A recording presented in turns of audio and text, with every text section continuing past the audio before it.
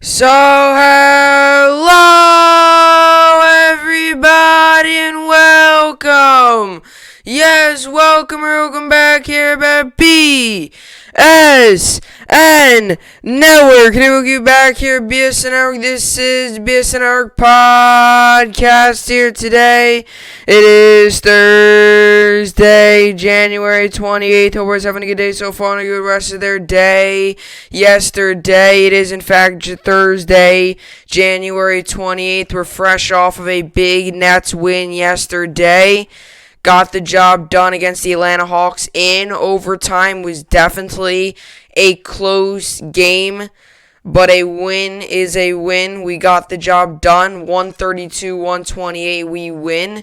A very big win. Third game, or three games in a row now we have won. In our last 10 games, we are 7-3, 12-8 overall. So we are moving in a good path. Day off today, game tomorrow. Rangers play today, hoping to snap what is a terrible losing streak at 4 straight games. We are 1-4-1 on the season, trying to get a win and get back into the win column. And a lot of great sports stuff. That's kind of your Thursday news stuff. Sports on again. Ton of stuff going on tonight. Obviously, Rangers play tonight. The Nets obviously played yesterday. MLB free agency is heating up. As a matter of fact, I'm talking about something that happened today. Two baseball things, one football thing. On today, I am doing 3 topics today. There's just been so much news, and I don't have much room. And I could always talk about tomorrow because tomorrow is obviously free because there's no Football Friday to talk about. So I could always talk about that, but I decided to just go ahead, talk about it today. So there's a lot of stuff I got to get to today. But yeah, another packed sports day once again. Sports on tonight. Sports were on yesterday. Sports just a lot of fun to watch. Majority of the NHL games played today. Most of the NBA games played yesterday. So it's kind of in that pattern of one day there's a lot of games, the other day there's not as many games. So the NBA plays today, NHL obviously as well, some college games as well. College is going to be fun this weekend. There's a lot of really good college basketball games on, and obviously as you watch these final teams, as we near March, we're just about a month away from March. We're just about a month away from it. From the March Madness and the start of it and all the the conference tournaments. So teams trying to make their final push, make the case that they should be in. Obviously on selection day, they are trying to make their case that they should be in. So teams are starting to do that. And as for Kentucky, it's just you're trying to just hang on to any hope you can. We got a couple big games coming up that we got to try to win. And obviously there's a lot of teams out there that are also trying to make that push as well. And there's some teams out there like Gonzaga and stuff, making sure that they don't get upset and maybe fall in the rankings. They're making sure that they hold their ground as the number 1 seed. So that's all that good stuff. But these are the topics for today.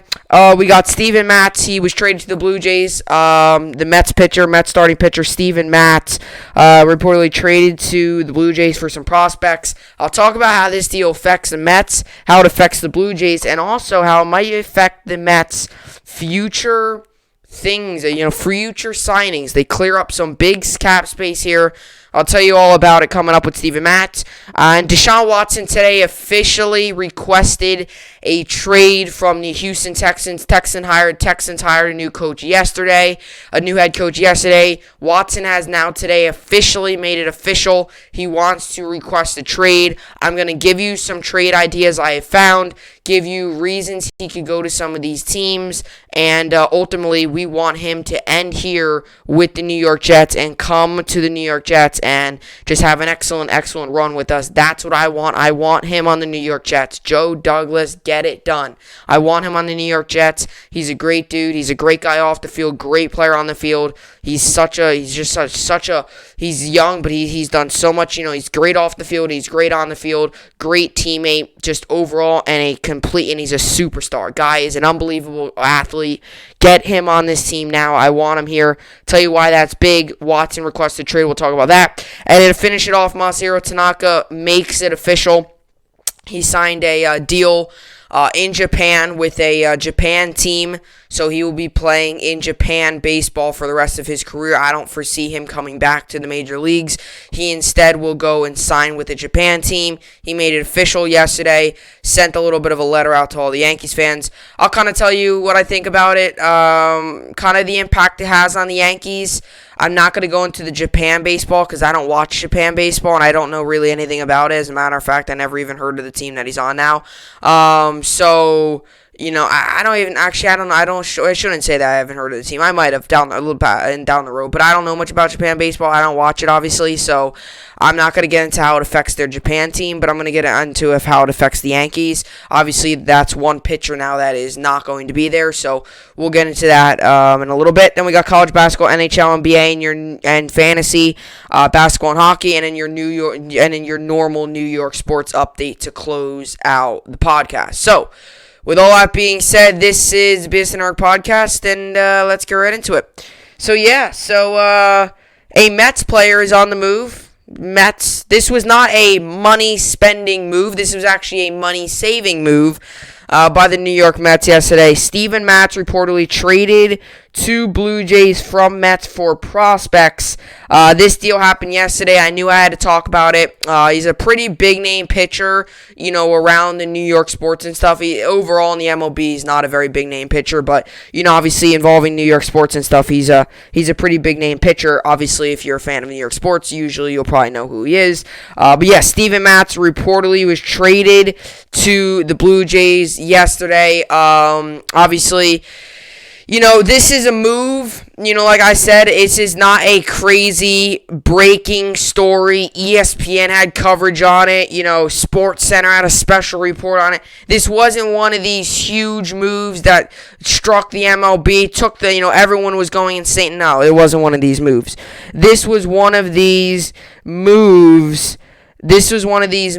that, you know, this was one of these moves that happened where, you know, it was a money-saving move. It was almost like the Yankees, obviously, you know, getting rid of, you know, some of their other guys, you know, obviously Tanaka, money-saving move, trading Ottavino, saving some cash. That's kind of what this move was about for the New York Mets. So Steven Matz, to be honest, if I was a New York Mets fan today, as much as, you know, Mets fans rooted heavily for Steven Matz, and you might think, of course, because he's on the team, but I really want to go into depth with this. Steven Matz, obviously, I'm pretty sure he grew up in Long Island, so he was obviously close to New York, close to Queens, close to Citi Field, all that good stuff. He grew up in Long Island. He grew up a Nets fan. He used to go to all the games. You know, he had all the, you know, he even showed like he's all the Mets memorabilia and stuff. You know, he was a hometown kid. He was right near the stadium in Long Island. You know, he would always say how he drove there or watched all the games. You know, was a big Mets fan growing up, and obviously he got the chance, played college ball. The Mets obviously saw something in him, took him with one of their picks, and he joined the Mets, and he was in their farm system for a little bit when he was one of the kind of homegrown kind of kid. He did not get traded to the team. He got drafted fresh out of college, fresh out of college, went to the Mets, came up in their farm system, single A, rookie A, single A, double A, triple A, finally got to the Big Apple and finally got to the Citi Field where he always dreamed of playing about. He obviously went there, played for the Mets. He could not find really that much success. I know a lot of Mets fans were rooting for him to do well, just because of obviously him growing up in Long Island and him obviously being a Mets fan and him having all those connections and stuff. A lot of people were, thought it'd be pretty cool to see him succeed. He did not, however, succeed. He had at best, he was a average pitcher with the New York Mets, and, inconsistency hurt Steven Matz, I think, the most, and I think a lot of times he made I think inconsistency and being bad in the wrong moments of the game. And if you get what I'm saying by that is as a pitcher, if you have a bad fifth inning, maybe you let up one or two runs, it's not the end of the world. Steven Matz, the problem with him was the first inning. I remember there was this stat, because I remember the one day, this was like last season, but I remember there was this stat about Steven Matz and his like stat and his ERA in the first inning. He has one of the worst ERAs in the first inning out of any pitcher in the MLB, which means he allowed almost the most runs in any first inning out of MLB out of any pitcher in the MLB. So I forget what the stat was. It was like something like 6 runs. Like his earned run average just in the first inning was like 6 or something. Then he would find a way to settle down. But the problem is after that first inning, he might have let up 5 runs, but still went 6 innings, but allowed 5 runs. That's what the problem with him is. A lot of people have always said this, and I've even said it. I've obviously seen Steven Matz play a couple times, or actually not a couple. I've seen him play a lot. Obviously, him being, New York, the Mets, I've seen him play a ton of times. I've watched him so many times. I always noticed that a big problem with him was in the first inning. And if you remove that first inning, the numbers do show you that he was almost lights out. It was only the first inning. And that's what I mean by being bad in terrible situations. You never want to start a game off bad. As a hitter, as a pitcher, as a fielder, whatever the case may be, in any sport, you don't want to get off to a slow start. For instance, in basketball, you don't want to get off to a game. Let's just say early on you're losing, early on you let the team score 10 points in a row and they're up 10-0 to start the game. That's not good because then it almost seems like it's an uphill climb the rest of the way. Same thing with hockey. And this is actually one problem with the Rangers that I've said on this podcast so many times. The amount of times the Rangers have let up a goal, I think it's been twice or 3 times the Rangers have let up a goal this season within the first minute of the game. In the first game of the season, we let up 2 goals in a minute 30. And it was an uphill climb from there. We obviously ended up losing. The same thing with the Devils. We allowed the first goal was scored in 57 seconds into the game. We allowed a goal, right? You can't let that happen. Same thing in baseball. You can't get off to a slow start. You can't let up 5 runs in the first inning and expect to climb back the rest of the way. And that's a lot of times what happened with Steven Matz. Is he would get up and he would go out there, pitch, have a terrible first inning. It would be down 5-0. And let me mind you, the Mets hitting stinks.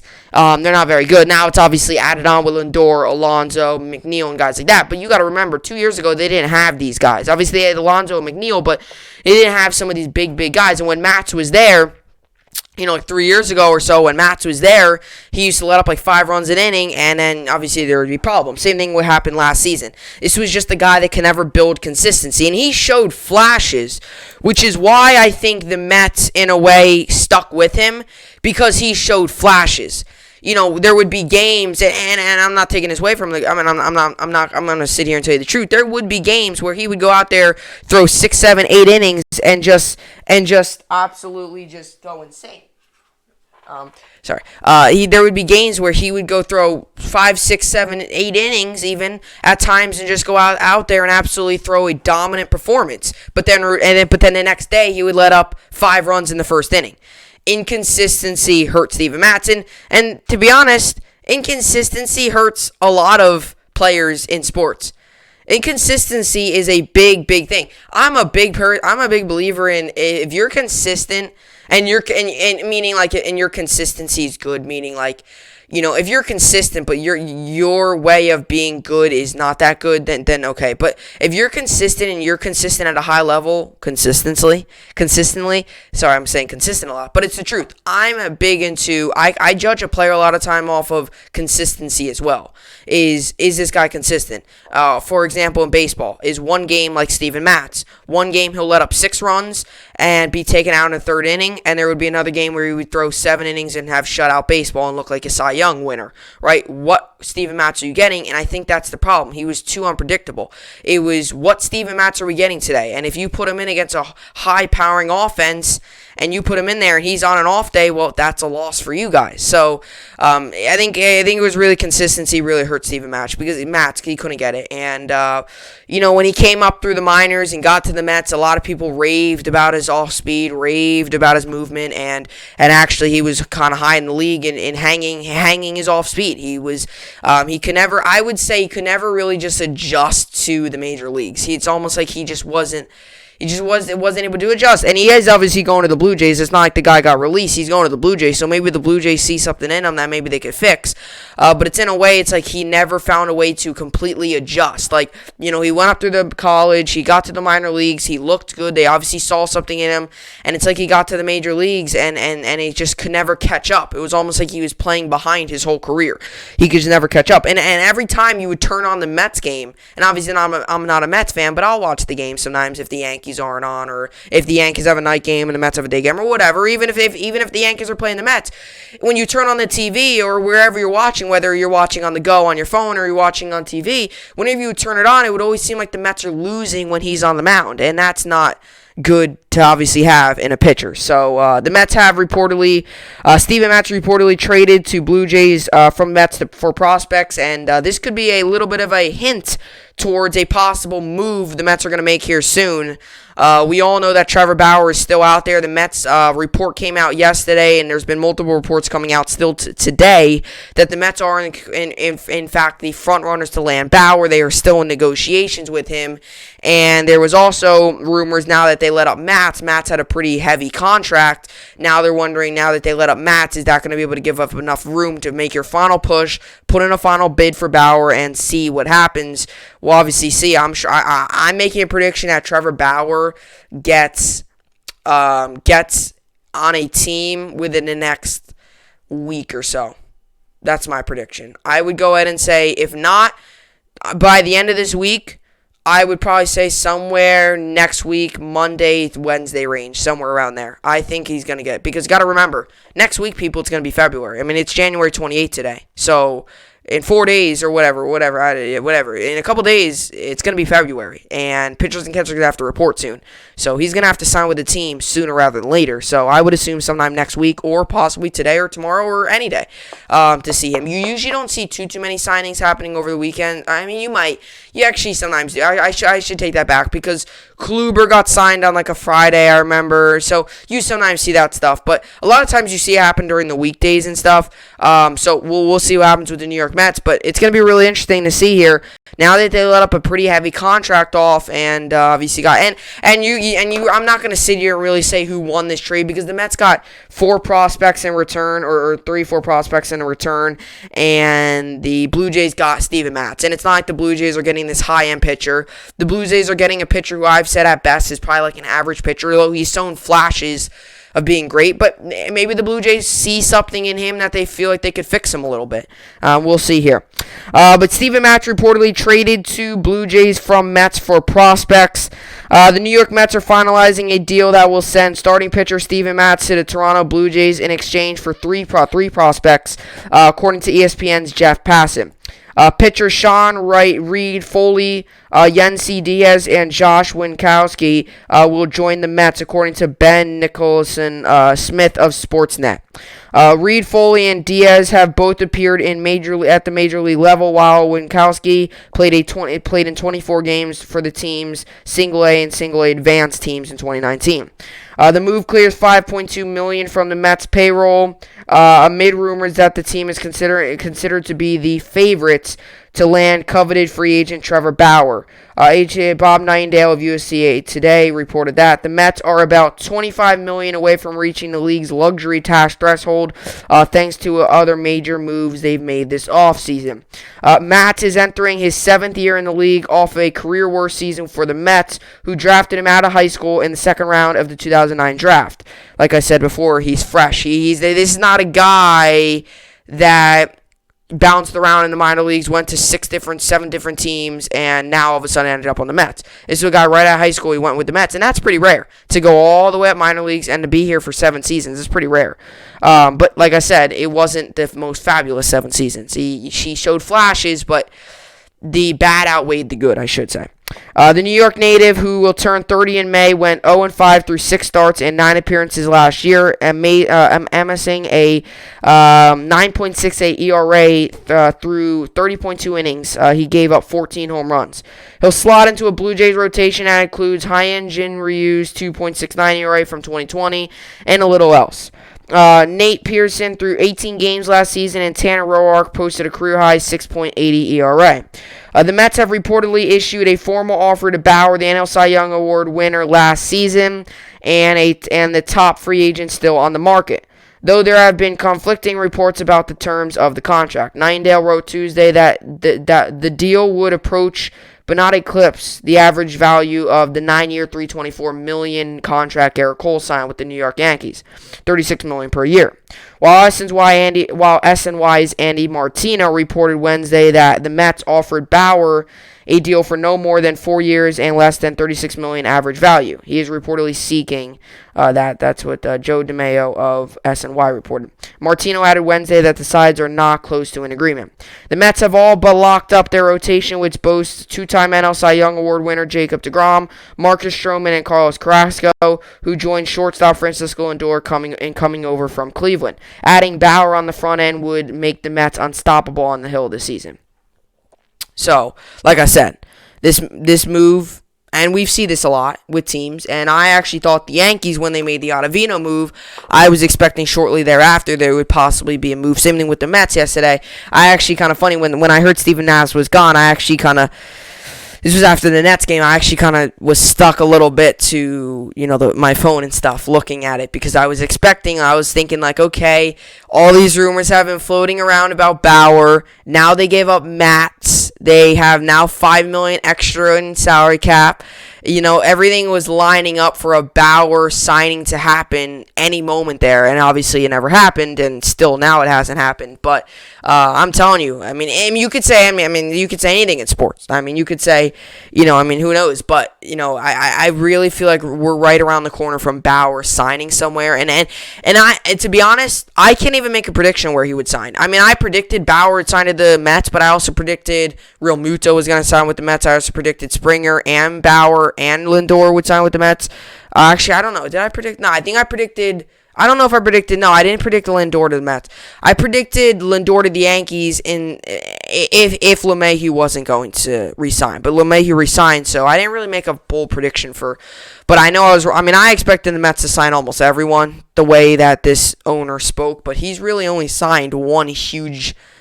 It wasn't even a signing; it was a trade.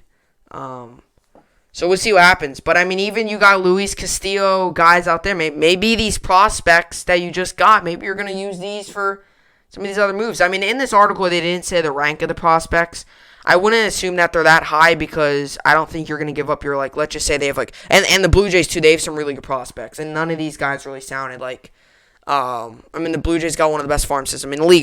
They've got one of the youngest and most talented teams. They've got one of the most young and talented teams in the league now with all their young players. And I wouldn't assume with how good their farm system is, I wouldn't think they would give up their top, guys to officially, just to get Steven Matz. Because like I said, Steven Matz had a very up and down career. And I kind of just want to look at the stats here a little bit here. But it does make sense. This is the Blue Jays offseason additions. It's George Springer, Marcus Semien, Kirby Yates, Steven Matz, and Tyler Chatwood. So, you could say 5 pretty big names. Not huge names. Springer and Semien are big names, but, for a person like me, I do know who those players are. So, pretty, I would say, decent players. And like I said, with Matz, he could just never find consistency. That was, I think, one of the really, really, really, really big things. But like I said, we're going to see here what the whole deal is with Steven Matz. I don't think, if I'm not mistaken, I don't think Matz did anything with the Mets. He won NL Rookie of the Month in 2016. Okay, so he did something. He has one reward. But other than that, it's pretty quiet for him. He hasn't been the most successful pitcher to run through the major leagues or run through the Mets there. So let's just look at his numbers. I know we looked at last season's numbers, but I also want to take a little bit of a deeper dive into his career numbers. Just kind of show you that consistency wasn't his thing. His postseason career stats, he only pitched. The postseason doesn't really mean much.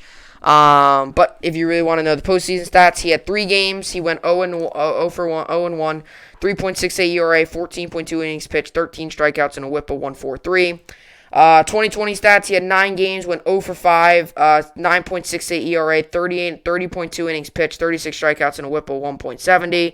And his overall career stats, he has 112 games pitched, 31-41 as his win-loss record, 4.35 ERA, 579.2 innings pitched, 552 strikeouts, and a whip of 1.32. Like I said, just could never quite adjust to the MLB. Like I said, they talk so highly about his off speed and stuff, and he could just never get his off speed working. And so he's just the guy that's almost like he had talent, it just wasn't able to work out. obviously, and I'm not a big person to go ahead and say that I'm not. I can, to be honest, if there was a stat out there that I hate the most, it's the win-loss record for pitchers. I cannot stand the win-loss record for pitchers. And he went 0 for 5, so I don't think that says everything. But it does say a little bit because he's had a ton of, 3, 5 inning, 3, 4, 2, 3 inning exits. Where you pitch 3 innings and be gone because he's let up 8 runs. He just, like I said, it's consistency. Consistency is big in sports. If you can be consistently good, you're gonna you'll make the money. If you can't, then you're gonna be in Matt's situation. There was times there where, they thought about, there was actually some rumors even last season they thought about sending him to the taxi squad. I don't think they ever did, because he still got 9 starts, which for 60 games isn't that much. But I think they might have skipped a start. I think they might have skipped him a couple times, but for the most part, he definitely struggled, and especially last season. I mean, the 9.6. I know it's only in 9 games he pitched, but still, I know it's such a small sample size, but still. It's we'll see what happens there. I mean, I don't really think he's going to do insane now. It'll be interesting to see here. I mean, it's just going to be interesting. I want to see how this deal works out. I'm just because a lot of people, I think, now all of a sudden have changing their views on Steven Matz just because he's with the Blue Jays now, but I don't really believe that. So that's what I got for Steven Matz traded to the Blue Jays. Just some New York sports news there. I was personally not expecting it. I didn't really hear much around Matz, and it was kind of quiet. It was it was odd too. It was just like happened. It was one of those things where there was nothing, you didn't expect it. It kind of just happened. So Steven Matz has found a new home in the Toronto Blue Jays. So we'll see how he does there, if he can get any better. Like I said, he had talent coming out there. He just couldn't really do much with that talent. So we'll see what happens with Steven Matz and the Blue Jays, and we'll see what happens with the Mets. Now they get $5.2 million back as they save that in cap space. Will they use that towards Bauer? What are they going to do? We'll continue to update you guys with that stuff. But coming up next, Deshaun Watson has officially requested a trade from the Houston Texans. I'll tell you why the Jets have to jump on this and give you some trade ideas coming up next.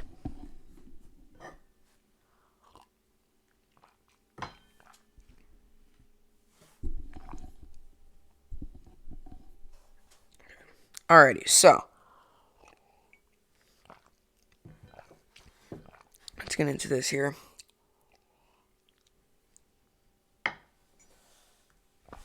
Alrighty. Okay, so let's get this going here. Boom. Boom. Alright. So, let's get this up.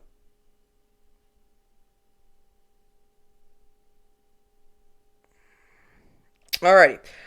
So, Deshaun Watson trade rumors. Texans quarterback officially requested move. It looks like they say weeks ago. But, like we said, Watson has officially made it official. He's obviously went to the GM, obviously went to the owner, went to the president of football operations, whatever he did. Play assistant, whatever he did. He obviously went to the front office, called them up, or met with them and said, I want to request a trade. Now, this has been developing since really the season ended. Now, I would go, like they said, he's officially requested a trade, but it's weeks ago. Technically, he requested one. He's saying that he wanted out, saying that he wanted to go to another team, but I guess he made it official. He officially got in contact with the Texans and officially said, I want out. I don't want to play for the Houston Texans anymore. Now, that has officially happened. Now, I've talked about this probably about 3-4 times in the podcast. Maybe that's a little bit more, but I've definitely talked about once or twice in the podcast, especially that the Jets are in on Watson. I would assume the Jets have got to be one of the 5, 6, 7, maybe even a couple teams. I'm sure there's going to be a lot of teams out there. Maybe even teams like a Rams team too, where they don't know what their quarterback situation is.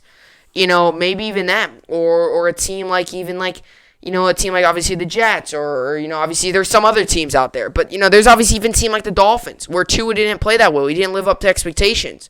Could the Dolphins possibly go ahead and say, you know what? We're going all in. We're already a playoff team.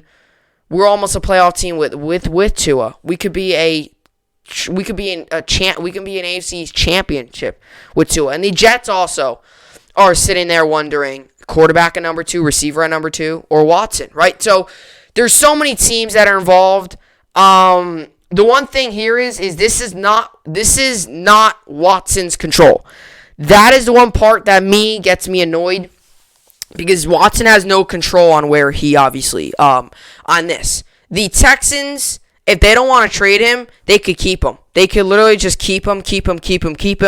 Let him really get angry and just don't move him. That a lot of times, though, does not work out. I've seen teams try to do that, where they try to keep players and they try to kind of like rearrange the relationship in a way, try to be like, hey, can we make an agreement? We'll do this, and this for you. Or even sometimes with the players, they'll say, hey, you can make this decision, or you could do this, or I'll help you with this, or whatever. They'll sometimes, almost like in a way, it's almost like they're trying to, like, you know, like it's almost like I don't really know how to say it, but all of a sudden they start to backtrack and be like, oh, you could do this, yeah, don't worry, like, you know, so they do that. But that's the one problem. Watson can request a trade all he wants. He cannot, he doesn't get moved unless the Texans say so. And the Texans actually came out a couple of hours ago, and from according to their front office, they don't want to trade him, and they also said that they're trying to, you know, make friends with him and get back with him. So we'll see there. It's obviously it's going to be interesting to see what happens here. What I would like to say this is, Watson, there's going to be a lot of people, and I mean, even there's been some players have been coming around, joking around, like Derrick Henry said this is good because obviously he's in Watson's division. There's obviously a lot of people out there that, I mean, I can understand that might hate Watson for this, but I don't, I'm still for, I mean, Watson is a very good player, and he's an excellent player. He's an excellent dude off the field. I mean, if you look what he does off the field, he does a lot of work with, charity and stuff and all that good stuff. So, obviously, Watson is a very, very good person, a very, very good player. So I wouldn't so much hate on the guy at this very moment.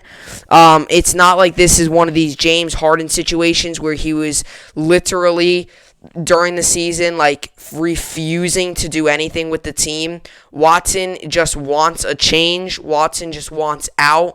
Obviously, Watson isn't happy with the team's decision. And to be honest, I wouldn't so much say that this is all Watson's fault. A lot of people might say how bad Watson is, how he stinks, how he's a bad dude, how they hate him and stuff. And that's obviously, anybody could say that. And I've even said that when the Nets got Harden. I was just confused because his breakup in Houston with the Rockets was terrible. He was complaining, all this stuff. Watson's not really doing that. Watson's doing what Jamal Adams did. The guy just doesn't like the situation. He wants a change of scenery, and he wants to go to another team. And a lot of people got to realize this. You got to realize what Deshaun Watson has gone through. This is a guy who got drafted, had a connection with his receiver in DeAndre Hopkins. It was one of the best 1-2 punches in the entire NFL. It might have been one of the best receiver-quarterback combos the past 3 seasons. And you got to realize what the Texans did with Deshaun Watson's best target. They traded him away for an old, washed-up running back. If that happened and you were the quarterback, I'm sure you would not be happy with that. That is the same thing Watson has gone through here. This is a guy who had the best receiver in the league on his team, and they traded him away for a washed-up running back. And Watson this season was working with absolutely no receivers. Brandon Cooks, Will Fuller. He was working with nobody. Absolutely nobody. And now this is why we've gone here. He's coming off of a 4-12 season. He had no input on the head coach. He obviously does not like the head coaching hire. He said to the Texans that he wants to, obviously talk it over about the head coach. The Texans refused to obviously have a conversation with him about the head coach. He said He wants to talk about them of who they want to hire. He wanted Bieniemy. So you know what the Texans did? They went along and said, nah, let's not get Bieniemy. The Texans are doing everything against Watson. It's like Watson versus the Texans. And I'm on Watson's side here. And I'm not doing, my part of it, I like Watson. I liked him coming out of Clemson. I thought he was an excellent quarterback. I've said this on a podcast before. I originally wanted the Jets to draft him. I think it would be funny that we wanted to draft him, we never did, and still out of all this that has happened, he still might end up on the Jets. I wanted us to draft Watson. I've probably said this millions of times, so I'm not going to go into it again. But I did want the Jets to draft Watson. I liked Watson coming out of college. I think he's still an excellent quarterback. Top 10, top 5 quarterback in the league. He had an excellent year this year with literally no receivers around him. And I do think I do agree with him requesting a trade because the Texans have done everything he doesn't want them to. They traded away his best receiver.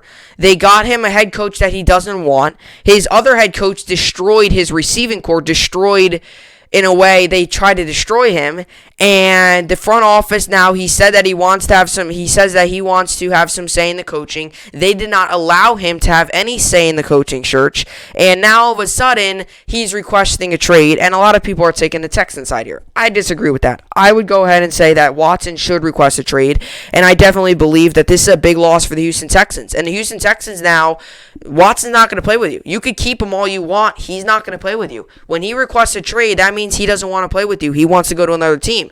So the Texans now are in an interesting situation where and that was another stupid decision by the Texans.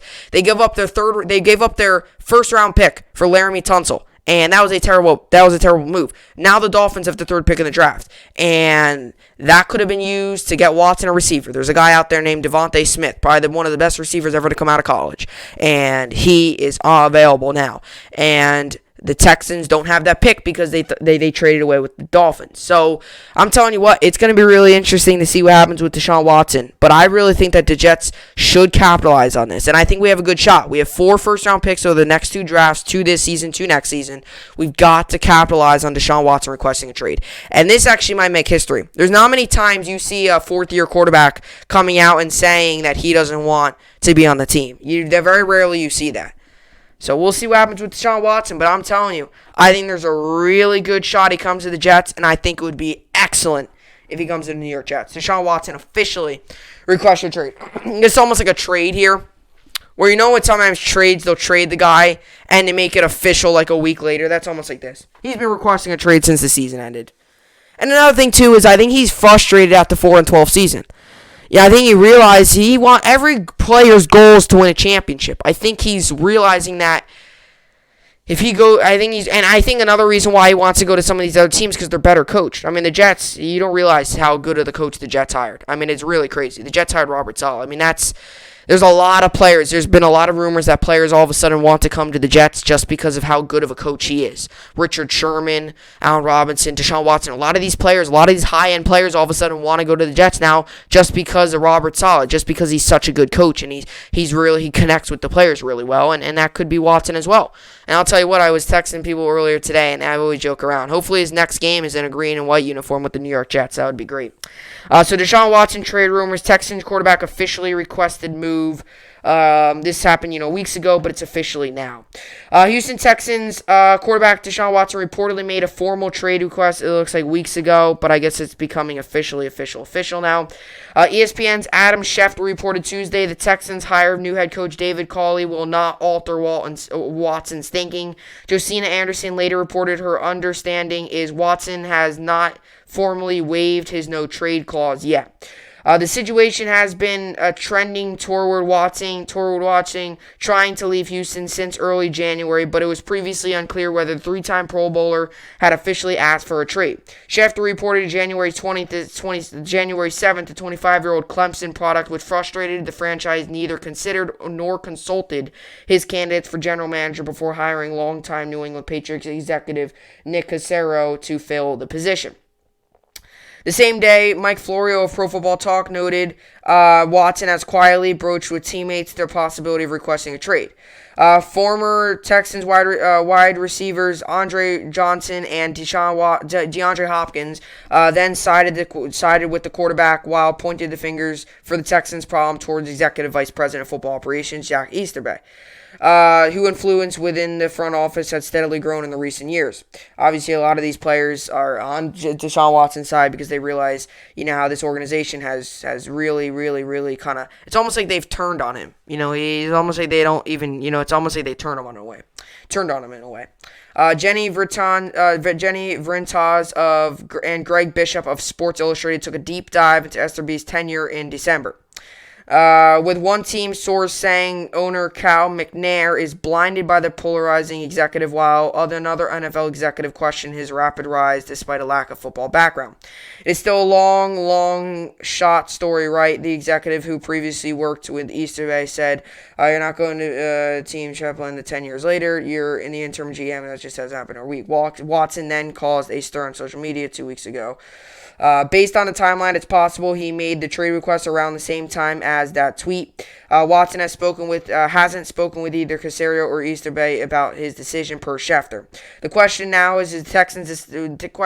is how the Texans decide to move forward. Watson is tied to the organization through the 2025 season as a part of a 4-year, $156 million contract. It gives the team some leverage as he tries to seek fair market value in trade, since replacing a franchise quarterback of his caliber is incredibly difficult. This is what someone said. This is Deshaun Watson has requested a trade from the Texans. According to the league sources, has a no-trade clause in his $156 million contract. Texans don't want to trade Watson and want to repair the relationship. It's a big step in the disconnect between Pro Bowl passer and the Texans. The next key date would be the first round of the draft on April 29th, since Houston is likely to demand a king's ransom of picks in any deal. If the trade isn't made by then, focus will probably be shift toward whether Watson is willing to sit out regular season games as part of his trade request. For now, it looks like the Texans are trending toward a new quarterback under center to open the 2021 season. And I think Watson, if I was in Watson's shoes right now, I would do this. You obviously request the trade, you tell him and all that stuff. And, you obviously request a trade and all that stuff. And then you go ahead and what you probably do next, I would say what you do next is hopefully you get traded. And if you don't get traded and you're at training camp, here's the problem. I don't know if you would so much hold out, because we've seen players holding out and how it actually hurts them. You might have to just go out there and play, and maybe it turns into like a Harden situation where you go out there and play, and they realize that you just don't want to be here and they trade you. I don't know, but I read this article and it really goes to show you. Even this, they hired a guy that has no football background. You really want to play for a guy like that? You got to realize where Watson's coming from. You hire a guy, the football operations and stuff, a guy that barely even knows anything about football. Like he literally said here, guy has no football background. And you expect him to help Watson, help him succeed. It's not going to work that way. And same thing here. He had no say. They said that he was trying to contact them. He had no say in the GM decision. And the players, a lot of times, they do have say in these things. And he obviously didn't have say in this situation.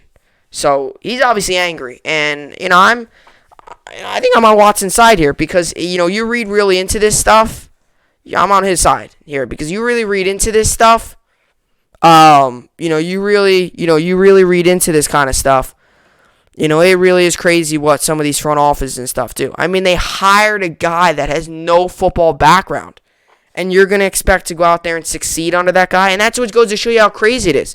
With all this stuff going on, Watson's still putting up insane numbers at the quarterback position. I'm telling you, the Jets have to jump on this. This is huge. I want to read some of the possible trade ideas that have came out today about the whole Watson thing here. So there's been a couple trade ideas. There's been the Broncos, Panthers, Jets, and the Patriots. Those have probably been the four main teams I've heard looking at Watson. So here's some trade proposals, and I might get into some of the number stuff. But here are some trade possibilities. So Deshaun Watson trade proposals. These are via Bill Barnwell. These are not mine. These are someone at ESPN. So these aren't mine. Just want to say that. Although mine would be very similar, especially with the Jets.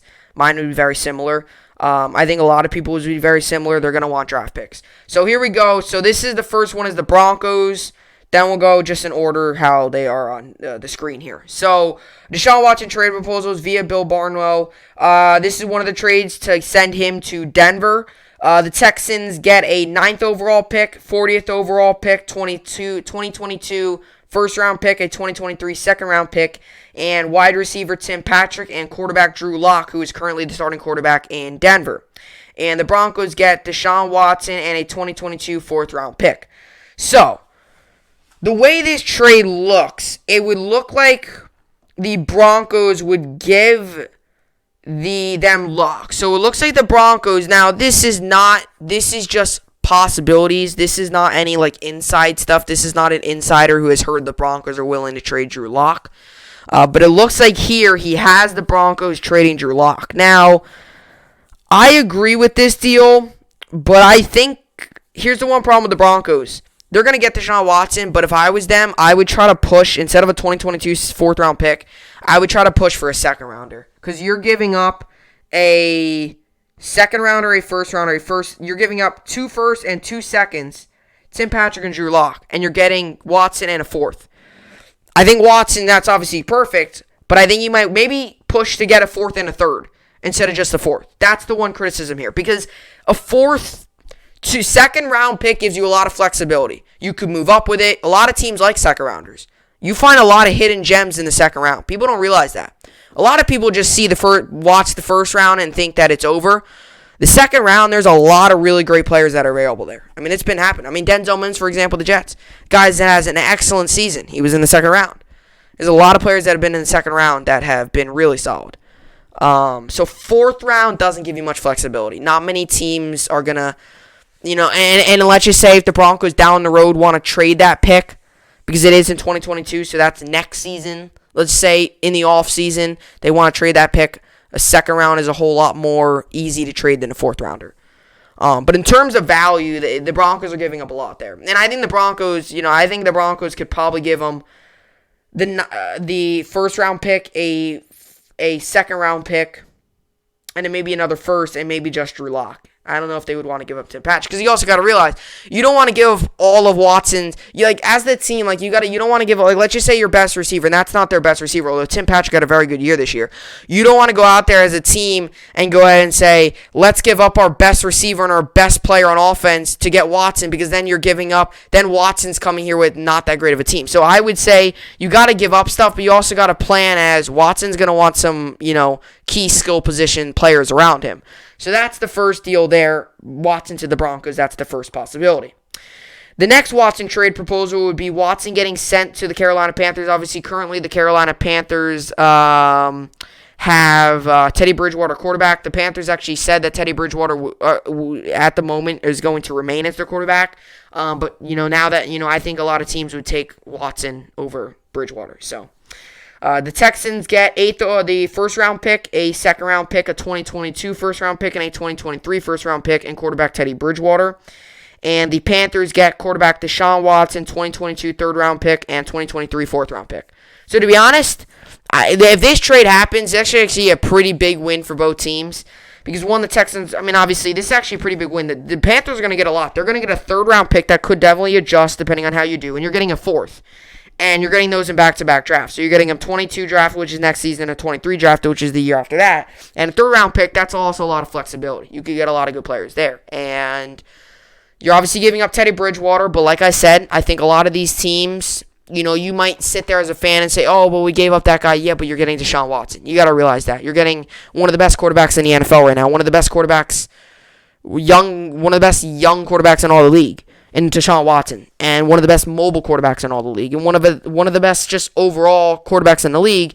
So you got to realize that. As a Panthers fan, you might be like, oh, we're getting up Teddy Bridgewater. Yeah, you're getting Deshaun Watson. And I actually think it's a good deal because you're getting a 3rd and a 4th, and that's really it. You're getting a 3rd and a 4th. You're giving up 3 first-rounders, though. That's the one thing. I think if I was the Panthers, I would personally give up the 1st, the 2nd, the 1st, and Bridgewater, and then maybe remove the 3rd or the 4th-round pick from there. I don't know about giving up 3 first-round picks and a 2nd and Bridgewater. Maybe or 4 first, 3 first, maybe 2 firsts and a 2nd rounder and then Teddy Bridgewater, and then they get maybe just Watson and maybe a third instead. That could be another trade. Watson to the Jets. The Texans would get the first-round pick, which would be this season's second overall pick. The 23rd overall pick this season, so they're 2 first-round picks this season, and 2022 first-round pick next year. The Jets would be getting Deshaun Watson and a 2022 sixth-round pick. So, personally here, I would honestly think the Jets would have to give up Darnold, so I would add Darnold to the list for the Texans. So, a second overall, 23rd overall, the 3 first-round picks in Darnold, and the Jets would maybe get Watson. And the one thing I would change about this deal is hopefully maybe the Jets get like a 3rd or a 4th rounder from this. A 6th round, I don't know how I feel about that. You are getting Watson after all. But I think a perfect trade for the Jets would be the 2nd overall, which is this season, 23rd. Like I said, the Jets would still have 4. And then that leaves the Jets for 1 first-round pick next season, which is still solid. And then obviously you got all the cap space. That's another thing people got to realize. The Jets aren't just going to be running through the draft like they were last year. They're still got a lot of cap space, so the Jets are going to definitely use their money and definitely spend it and use it on, some of the big key names that are out there. This year there's a lot of big names, so that's one of your other trades there. And I think one of the things could be is maybe the 2nd overall pick this season, a first next season, and in your first pick of the 2nd round this year, and then Darnold, and that still leaves you with 2 first-round picks maybe. But I don't foresee the Jets trading the 3 first-round picks and not Darnold. Because then what are you going to do with Darnold? Are you going to try to trade him in another deal? What are you going to try to do with Darnold? So I definitely think that's a little odd there. But I think the Jets have one of the best. I mean, the Jets have some of them. I think the Jets might have the most draft picks out of the next couple rounds. And obviously you think, you're not going to give up one of some of these late rounders, but I definitely think the 2 draft picks this season and then next year's first round pick still leaves you with 1 draft pick. But I would think you got to give up Darnold. I mean, you're telling me Darnold's going to sit as the backup behind Watson? No, I don't think that's going to happen. So I would think the only thing here would be give up the 2nd overall, give up the 3 firsts and Darnold, or maybe 2 firsts and maybe your first round 2nd this season. But once again, that does also leave you, with not really a pick until late in the 2nd, 3rd round for the Jets this season. So, a lot goes into these trades. You can't just, from a fan, it's easy to say, oh, give up everything for this guy. Yeah, it's easy said than done, So, we'll see there.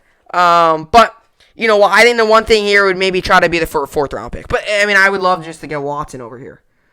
And then the final one would be the Patriots. With this one is just insane. So the Texans would get a 1st round pick, a 3rd round compensatory selection, a 1st round pick, a 2nd round pick, J.C. Jackson and N'Keal Harry, and the Patriots would get Deshaun Watson, Kylie Waring, and a 2022 6th round pick. So this is probably.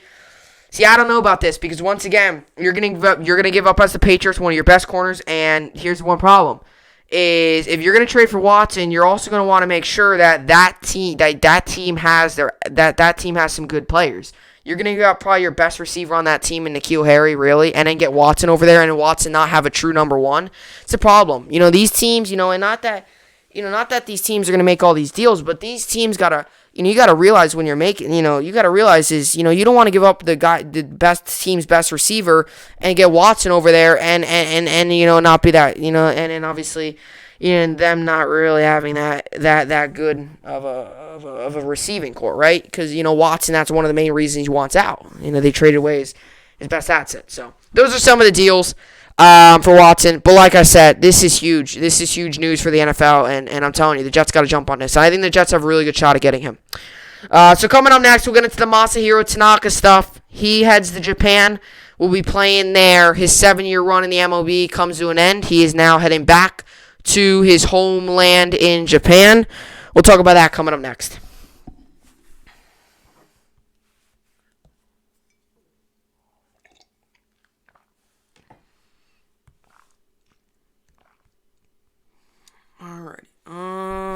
Alrighty.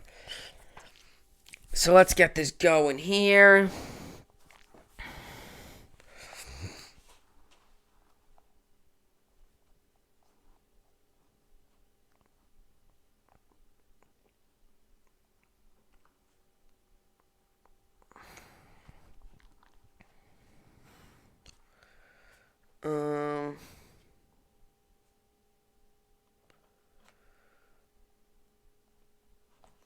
Let's see. Let's see.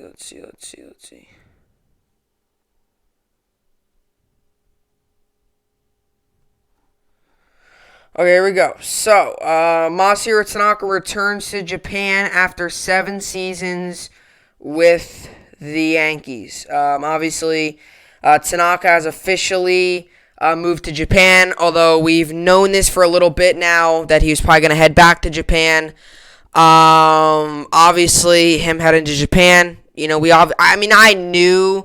I've said this on the podcast. I think we obviously all knew, especially with obviously all the moves that were going on involving Corey Kluber and another name being Corey Kluber, Tolleson, guys like that. I knew that Tanaka's run with the Yankees was probably nearing a close just because of that. I'd be the first one to say it. I definitely wasn't the biggest Tanaka fan. I know there's a lot of Yankees fans out there that really liked him. I know there's a lot of Yankees fans out there that really, really liked him, thought he was that good.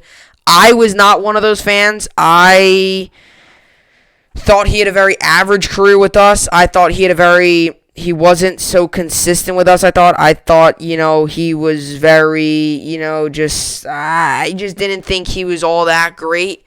I had no problem with, the way he pitched and stuff and the way he brought about himself. It's just, I just didn't think he was that good, to be honest. I just didn't think so. I had no problem with, just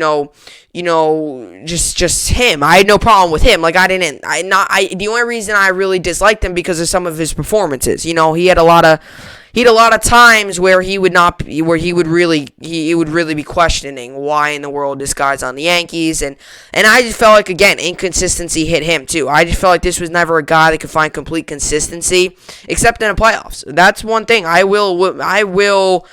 will be something that hurts the Yankees is playoff Tanaka. This guy was on another level in the playoffs. You're talking about one of the best playoff pitchers in the entire MLB. And the guy was dominant in the playoffs. So that's the one thing that we aren't going to have. Obviously, it's Tanaka and Amore in the playoffs, but that's my one problem. Outside of the playoffs, this was a guy that was very average. So I'm not one of those people that are going to sit here and bash him. But what I will say is I think it's good, that we're getting a new guy, we're getting a young guy in Tolleson and getting Kluber here. I definitely think that would make up for it. And it's not huge shoes to fill. He was here for 7 seasons. He had 7 pretty average seasons. He's very good in the playoffs. But other than that, I just felt like this guy was, he just could never build consistency. And he was a good guy. He was a very good guy. He obviously, he knew the game and all that good stuff. He's very humble and stuff. He was personally, to look at his human side of it, look at his regular everyday life stuff. He was a good dude. Just when it took to on the field, I just never thought he was that good. I think you could look at it both sides here. You could look at it as he's gone. We hate that. We don't like to see that. Or you could look at it, he's gone. Yippee. Now we get a guy that's good both in the regular season and the postseason, which I think we're getting a Corey Kluber, which I think is huge. So, it is obviously, tough, I'm sure, for a lot of Yankees fans, especially for a lot of people who really liked him. But at the same time, that this does show you that Tolleson, Montgomery, it's kind of like the new era. Some of these younger guys coming up, some of these younger guys are going to get a chance now, and Tanaka's back in Japan. And we knew this Tanaka was going to head over to Japan sooner rather than later, whether that was this season or last season. We knew he was going to head over there. It was just a matter of time. This season he didn't pitch that well in the playoffs, but, you can't take it away from him. The guy was insane in the playoffs. So, obviously he's heading on over to Japan. Like I said, a guy who's getting a little bit older, he'll probably finish out his career there. He could still play in the MLB, but obviously just the Yankees obviously couldn't bring him back and stuff like that. So Masahiro Tanaka returns to Japan after 7 seasons with the Yankees. After spending 7 seasons with the New York Yankees, Masahiro Tanaka announced Thursday he's returning to Japan to pitch for the Tohoku Rakuten Golden Eagles. This is what Tanaka posted yesterday. This is what he said yesterday. He said to my beloved fans, I hope everybody's keeping safe during these challenging times. I wanted to reach out to you because I have made a decision on where I will be playing in this upcoming season, or this coming season. I've decided to return to Japan and play for the Rakuten Eagles for the 2021 season. I wanted to make sure and touch base with you and thank you for all the love and support you have given me for the past 7 seasons. I feel extremely fortunate for having the opportunity to take the field as a member of the New York Yankees and play in front of all you passionate fans. It has been an honor and a privilege. Thank you so much. So that's what Tanaka said yesterday. Obviously, it's going to be really interesting to see, where he goes next. Does he stay in Japan the rest of his career? Does he, move back to MLB? Is he kind of taking, a year off with everything going on? Is he kind of want to just go back home maybe for a little bit and play there? What's going to be the deal there? We'll see.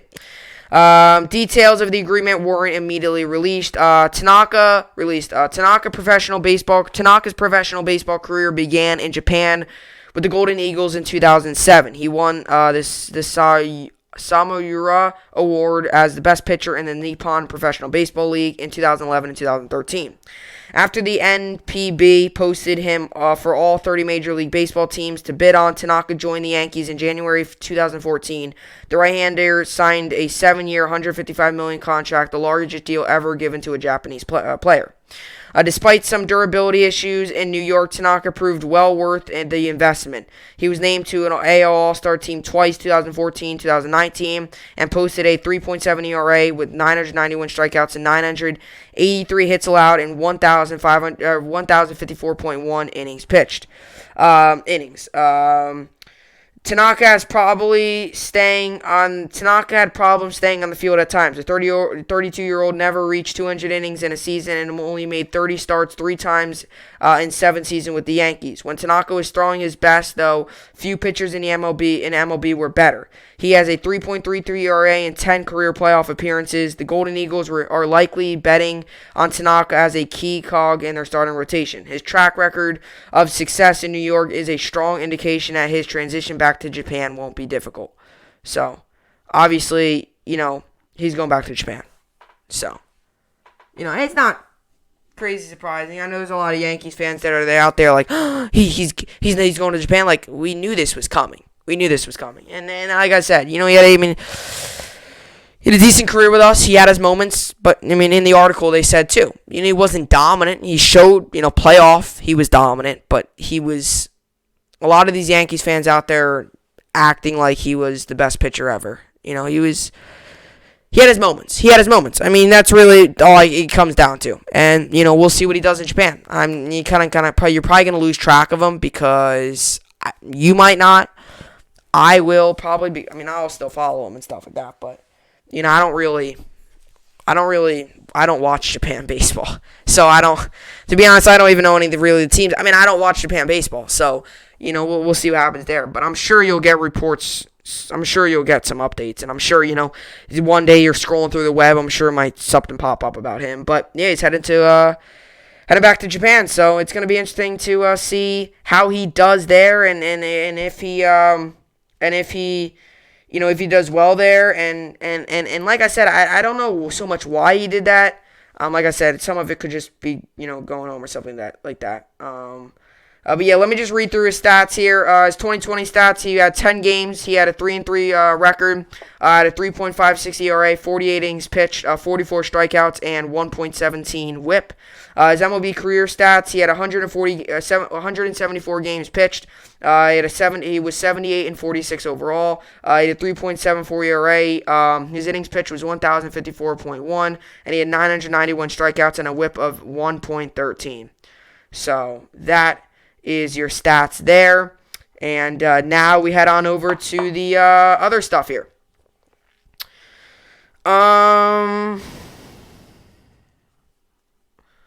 So for college basketball, Wisconsin won, Baylor won, Clemson won, Ohio State won, Creighton won, Virginia Tech won, and Florida State won. And today we've got Kansas, TCU give Kansas the win, Gonzaga, San Diego give Gonzaga the win, Houston, Tulane give Houston the win, and that's it there. And as for the NBA, yesterday the Warriors won, Pelicans won, Jazz won, Thunder won, Spurs won, 76ers won, Bucks won, Nuggets won, Cavs won, Cavaliers won, Kings won, Pacers won. And the Nets won as well. The Nets won 132-128. They moved to 12-8 on the season. A big game for Kevin Durant. He had 32 points.